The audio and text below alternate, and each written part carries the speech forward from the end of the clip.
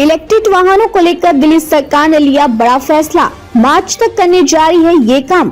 Delhi EV नीति लागू होने में अभी समय लगेगा, इस पर अभी काम चल रहा है। ऐसे में दिल्ली सरकार मौजूदा ईवी नीति को मार्च तक बढ़ाने जा रही है। इस साल अगस्त तक दिल्ली में ईवी की बिक्री का 10.71% हिस्सा देखा गया। 2023 में कुल ईवी बिक्री 11.2% रही है। सरकार ने कहा कि जिन लोगों ने नीति के रहने के दौरान 6 महीनों में सब्सिडी के लिए आवेदन किया है, उन्हें राशि, सब्सिडी और लाभ मिलेगा। अगस्त 2023 में समाप्त हो गई थी नीति। बता दें कि ये नीति 3 साल बाद अगस्त 2023 में समाप्त हो गई। सरकार ने इसे दिसंबर 2023 तक 6 महीने के लिए बढ़ा दिया था। उसके बाद नीति जून 2024 तक बढ़ाई गई, परंतु इस दौरान वाहन खरीदने वालों को और सब्सिडी नहीं मिली और रोड टैक्स की छूट का भी लाभ नहीं मिला है।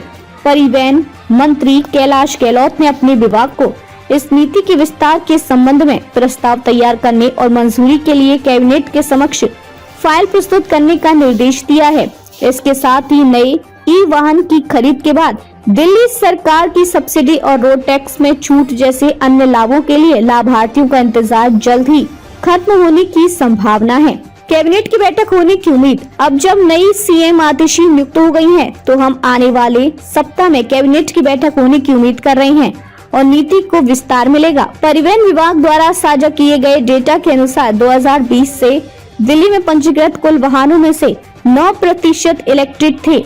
अगस्त 2020 और अगस्त 2024 के बीच दिल्ली में कुल 2,20,618 ई वाहन बेचे पंजीकृत किए गए, जिनमें 2,14,805 बैटरी से चलने वाले वाहन और 5,813 शुद्ध ईवी शामिल है। दिल्ली में 10.71% ईवी की हुई बिक्री।